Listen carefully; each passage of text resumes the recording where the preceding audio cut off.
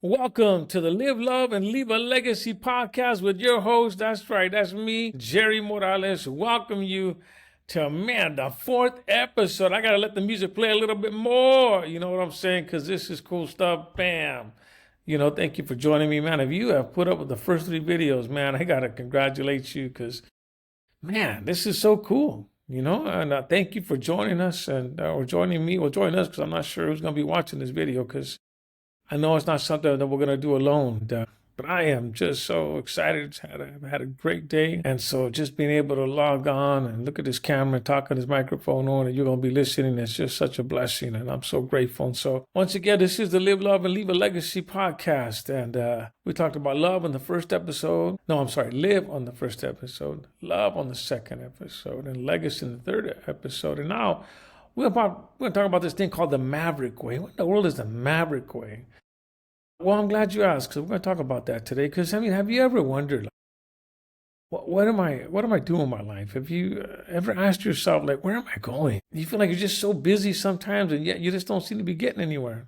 Almost like you're running on a treadmill. You're running and walking quick, but the only thing logging is the little numbers telling you how far you've walked and how many calories you burned, but you really ain't gotten nowhere. And if you kind of can answer that question by saying, yeah, that's me. I'm telling you, you're not alone. A lot of people are so busy yet they feel like they're not getting a lot done, but they're busy. They go to work, they got all these errands to run and they're going here, they're going there. They're like a pinball machine running throughout the day. But in the end, they're not getting nowhere. They're not getting ahead. Things don't just get better. And it's like that because if you're not being intentional about it, it's not going to just get better. You have to have a plan. You got to think, ponder, dream. Think about it. If you could start something this year and you knew you couldn't fail, you started as a guaranteed success, what would you do? Think about it. What would you do? What's deep inside you? It's a deep desire that you've always wanted to do, but you've never done because you're afraid to fail. Well, the Maverick Way challenges us to go after it. The Maverick Way says, we're not like everybody else. You're not. If you're watching this podcast, you're not like everybody else because most people don't watch podcasts, to be honest with you, especially one like this one where it's challenging you to really think about yourself and your life and your future and how you're living, how you're loving, and ponder what kind of legacy you're going to leave behind. You're already someone that's there's something different about you. You're a little more curious about, hey, can things get a little bit better? Can my life get better? And the answer is yeah.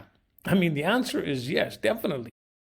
Things can get better, but the only way they get better is if you get better. Now, where'd I get this thing Maverick from? Well, I pastor in Santa Cruz County, and when I first started pastoring out here, I found out about a competition called the Mavericks.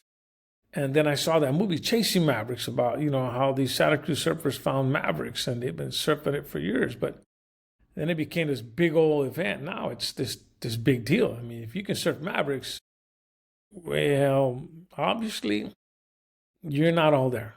Because to surf Mavericks, you got to be crazy. Literally, you got to be crazy. The unique thing about Mavericks, from my understanding, is that those are some of the heaviest waves in the world. So not just the fact that just in December, late December, when we had those storms out here in California, they had these king waves where all of a sudden everybody, all these crazy surfers from around the world got this notification that Mavericks was on. They're going to have some king waves out here. And some dude actually surfed a 108-foot wave, bro. 108-foot wave. You have got to be crazy to surf a 108-foot wave, bro. Broke a world record. I think the one previously was like 87, 89 feet. And even that's high. You know what I mean? So to be a big wave surfer takes a certain kind of individual. I remember we were watching some videos share some waves on the tube, and they were showing those cool, 4, 6, 8-foot waves, and these guys doing some tricks on them and all that stuff. And you ain't doing no tricks on a Maverick. You're riding that thing or you're not. That's it. You got two objectives. You're going to ride it or you're not. And most surfers won't get in the water to ride a Maverick wave. Why? You've had 2 professional surfers drown in recent history from riding Mavericks. So In other words, you got to have this unique mentality that, in most of those, I'm almost imagining all those guys, when I watch the videos, they're not sad. They're excited. These guys are like adrenaline junkies. I mean, they are so excited. They see the wave and it's like, whoa, dude, let's go. It's like, to them, it gives them a high, like, let's go. And, they're like these, you got the one percenters that ride the motorcycle. These guys are like the one percenters on a surfboard. And they reflect also people in this world that are like one percenters. They're people that they don't go with the flow, man. I mean, they're not like everybody else. They don't want to do what everybody else is doing. A lot of people, they just wake up and do the same thing over and over and over and over and over and over and over and over and over again. And it's like they're content with that. Why? Because it's safe. But it's like low risk, low reward. These surfers, man, they get on the Mavericks. It's a high risk, high reward thing. I mean, this guy who rode the 108-foot wave. He's going on history books. He's in his as being the surfer that rode the largest wave in the history of recorded surf riding. You know what I mean? And so, think about it. If you're watching this podcast, already there's something different about you. There's a little maverick in you, and a maverick, when you look at the definition, is an orthodox or independent-minded person. In other words, you're not letting your surroundings dictate what you do. Yeah, there's a lot of people around you, your history, your culture, your people, where you grew up and all that stuff, but you're like, no, I don't want to settle for just where I grew up and what it has to offer. I want more. Like, I know there's a big world out there, but it really ain't that big. It's just as big as you let it to be. And maverick people have this thing like, man, I am not going to go out like, probably, most likely, if you're watching this, you ain't never been normal anyways. I know I haven't. I've never been normal. And I don't want to be normal. I don't want to be like everybody else. There's no fun in that. But there's an honorable way of doing it also. Like, I want my marriage to be like no other. I want to honor Doreen. I want to have a beautiful marriage. I want to be a great father. I want to honor my kids, and I want to honor my family and my future. And I want to honor my mom and my dad. And even the Bible says, honor your mother and father, you will have a long life. I mean, there's a lot to it when you have this mentality that, nah, man, I want to go do big things in this world. I mean, can you imagine? Look, I grew up in Castroville, artichoke capital of the world, okay?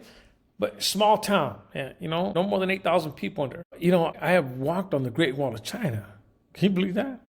That's right, me. I have walked on the Great Wall of China. And I ain't the only one, man. That's the benefits of growing up in Castroville.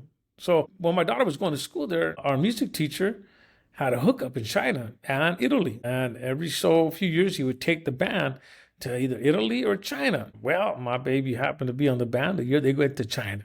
So her mom, me, man, we jumped in the plane and let's go. So, I mean, it was so cool. So even though we were in a little town, look at this opportunity, because a band teacher said, "Nah, I want them to see the world," and I'm so grateful for him, because it was such a phenomenal experience to be. Imagine my daughter played in the band right there at the Great Wall of China, and we got to visit Xi'an, Shanghai. I got to see the Terracotta Warriors. I mean, that was dope, dude. That was crazy. That was cool. And when you look at my background, going to LA was a big deal to go visit my tia Anita. I mean, when I was growing up, every year we go to Mexico, and that was like our big family vacation of the year, man. 3-day road trip to Mexico. We drive all the way through, through Arizona, New Mexico, Texas. Went down through, go visit Reynosa over there with my grandparents over there, and we drive all the way down to Zacatecas. Every year until I was in 8th grade, we did that. But to go to China, now who knows? I would have never thought I would do that. I mean, I've been able to go to Australia because of ministry. When I was at Fresno State, I got to go to New York. Imagine, I was 19 years old, and homie was walking down Broadway, baby, on a Saturday night. That was crazy, dude. I thought I was on an Eddie Murphy movie. And I remember, I'll never forget, man, this dude walked up, and it was just like in the movies. He had a black trench. He opened his trench up. He said, "What you want, man?" And he had fake gold and fake Rolex. Look, I bought a fake Rolex. And when I came home, I was the only dude in all of Monterey County. I mean, I feel that. I believe that. About a fake Rolex. And I'd be like, "Man, what time is it?" Boom. And I show him, "Man, look at that. Check it out. Rolex." Most of the people never even seen a Rolex, much less a fake one. It don't matter, man. I thought it was cool. And, Chicago. Now I've been to Panama. I've seen the Panama Canal open and close completely. I mean, you had to sit there for a while to watch it, but I was determined to. Why? Because once I got there and realized, I mean, like, man, I've only watched it on Discovery Channel. It was cool to be able to watch that thing open and empty and close and feel it was cool, man. I've been to Amsterdam, uh, you know, and all ministry stuff, and so my kids, though, they're going to a whole nother level. I mean, my oldest daughter been to South Africa. She's lived there for a year. Went to school in London for a semester recently. She just graduated from USC. Everybody, though, so fight on. Congratulations, baby. I'm so proud of you. She finished in December. My son finished from Arizona State and at the end of the summer. I mean, so in other words, I mean, I know I'm bragging all this stuff talking about, but it's this desire not to be like everybody else. Remember in the previous podcast I mentioned, remember, you and I were born an original. We don't want to die a copycat. There was a time in my life where I just copied the way a lot of other people dressed around me. Why? Because I want to fit in. But then little by little I started realizing, that's not a lot of fun to fit in and understand it. It's almost like it's pre-planned. Like, you know what you're going to get by dressing like that and being like that. Ain't nothing good going to come out of it.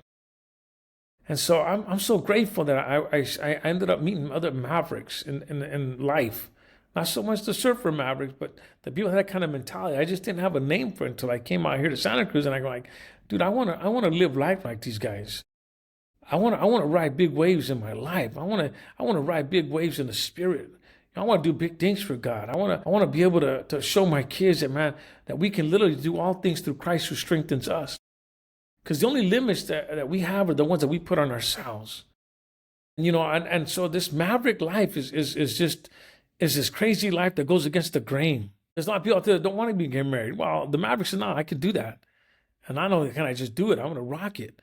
They don't want to have kids. No, I want to have kids. Why? Because we need more mavericks, more people that want to make a difference, that want to serve the community.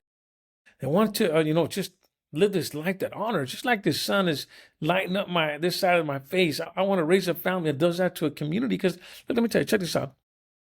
You ever notice that the moon is just like, it's like a big piece of rock just floating out there between us and the sun. And the only purpose that rock has is to reflect the sun's light onto earth. And as it rotates, it lights up different parts of the world at different times of the day. Without the sun, it's just a piece of rock. It really has no purpose. But because God, in his infinite wisdom and how he put everything together, placed us exactly where we needed to be and put the moon exactly where it needed to be to reflect the sun's light to light up the night for us. You and I are like a moon. How about this? I'll speak for myself. I'm like the moon. You decide whether you can relate or not. Without the sun, without Jesus, I'm nothing, man. I got nothing to shine. I got nothing to give you, I help you, but I'm not going to inspire you. I'm not going to push you. I'm not going to challenge you because I don't have the sun in me active. But when you have the sun in you active and you love God and you're grateful for the life that he's given you, you can't help but share that with the world. That's what I'm doing. I'm just sharing the gratefulness that I have in God and the life that he's given me and the life he's given my kids. I tell people, look, man, when I gave my life to God almost 30 years ago, I didn't know what was going to happen. I just was tired of drinking and doing drugs and leading a life that I knew was going to end nowhere, But I never knew what was going to happen. All I did was I did it and I stuck with it. And I just got better and better. And I got better as I got closer to the sun. As I got closer to the Son of God, he was able to radiate through me more than like right now, I feel like, man, I got so much that I'm giving off because I've been given so much. And even the Bible says who's been given much is required. And I honor that scripture, and I know that. That's why I'll take the time to do this podcast now, because a lot of it's out of gratitude, not because, oh, Lord, I was dying to do a podcast. Believe me, I wasn't. But the Bible says, and my pastor would always remind me, Pastor Herbie said, Jerry, obedience is better than sacrifice. I just being obedient by doing this. And I pray along the way that it blesses you and encourages you and strengthens you and reminds you of just how good God is. And I got my little brother over here trying to FaceTime me right now. When you see this, I'm sorry, oh no, I'm a mom. He doesn't get mad at me. Real time, baby, you know what I mean? But I was raised by a mom who's a maverick. And even my dad. And this is where I get to tell a little more about my dad, Yeah, my dad was a hardworking man. He was a Vietnam vet. He came to this country, have a better life, along with my grandparents on both sides. He did the best of what he could, but he was such a hard worker. And he wanted the American dream. And there was a time where he got caught up a little bit selling dope, and the house got raided once. They didn't find it. The house got raided the second time. They found everything. And, unfortunately, my dad had to go to jail, and he had to fight this case. And while he was fighting this case, one of his homeboys turned my dad onto Jesus. And, my dad had a choice to make, My little brother, Alex, was in my mom's womb. She was pregnant with my little brother. Alex and Richie were, they were right there. And then there was I, the oldest. And so I remember visiting my dad in jail, and he gave me these little root beer candies, and it's a trip. We took a trip to Lake Tahoe, and while we were out there, I took my kids we went to Virginia City to go. Bonanza, my dad was a big Bonanza fan. I was, but, Bonanza wasn't even there. But it was cool to check out Virginia City. But as we walked into a store, a lady gave me a root beer candy, and I was like, whoa. And every time I get these root beer candies, I remember visiting my dad in jail right there in Salinas at the county jail while he was fighting this case.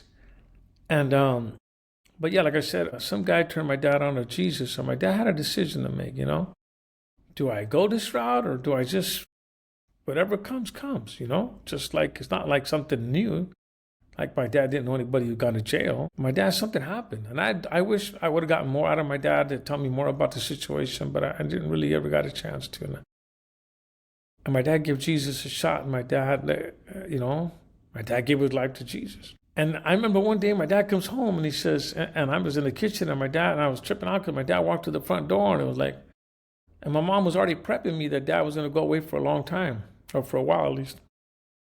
My dad walks up to me in the kitchen and goes, hey, mijo, hey, daddy don't got to go away for a long time after all. I was like 9 years old, and I really didn't understand what happened.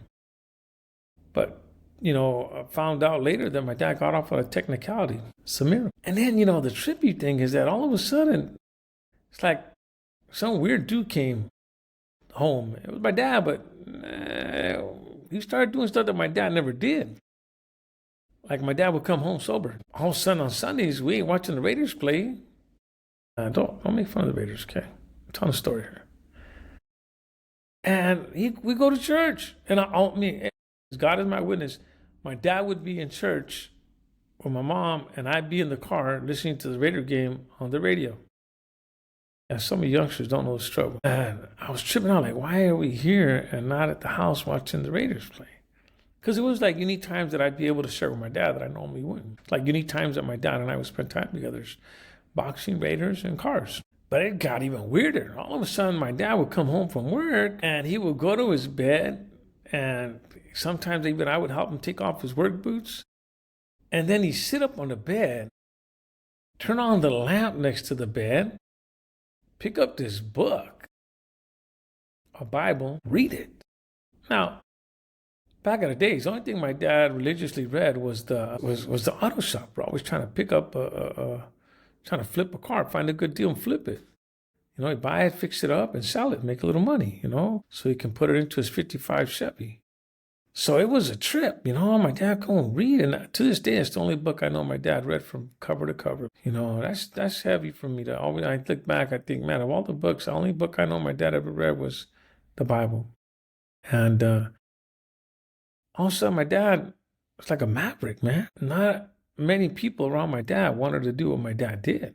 I didn't hear my dad cuss a lot. I know he wasn't perfect, right? But my dad was really, all of a sudden we got people coming over our house on Wednesday. No, first we're going to people's houses on Wednesday nights for this thing called Bible studies. Okay. And then one day people coming over to our house having Bible studies. And I'm like, what a trip, man. It made an impression on my heart, man, watching my dad change. As much as I didn't understand it, I knew it was better than what we had before. In other words, my dad upgraded. He changed, stopped drinking, stopped hanging out. My house used to look like a car show every once in a while. Man, it was beautiful. I liked the rides out there.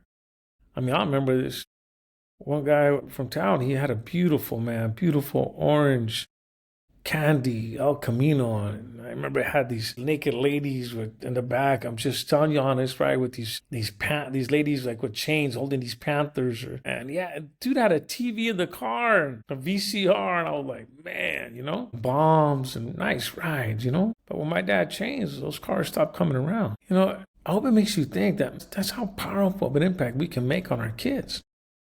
So I can only imagine my kids watching me grow up and their mom, and we ain't like everybody else, man. I mean, we have to make a difference. We're out to serve and help and honor God and all that we are and all that we do. My kids, I've never heard my kids cuss because they never heard me cuss. My kids never see me drink. They never see me drunk. They never had to visit me in jail. And I've drank and I've gone to jail and all of it, but not since my kids were born. I changed, man. Because if I didn't, then I don't know what I would have had to give them, man. And I want to give my best. And even, like I said, even I mention it every once in a while a lot. I repeat myself a lot because I think we need to hear it over and over again. If you're like me, man, I got to read something 10 times before I get it. Or I got to hear it a lot for it to really sink in. But that maverick way is not an easy way. It's the harder way. It's the honorable way. It's the righteous way.